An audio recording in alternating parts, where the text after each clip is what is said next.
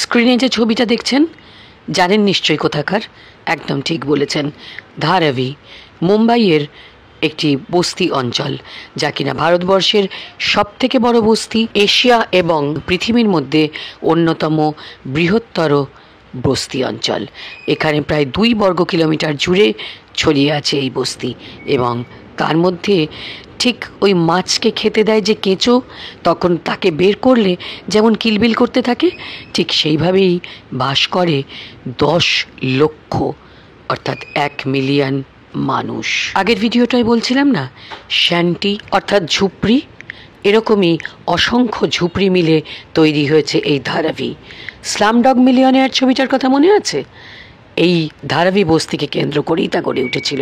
বস্তির ইংলিশ হলো slam, SLUM। Slam হলো বস্তি, জীবনের চোখে চোখ রেখে লড়ে যাওয়া অসংখ্য মানুষের ঠিকানা।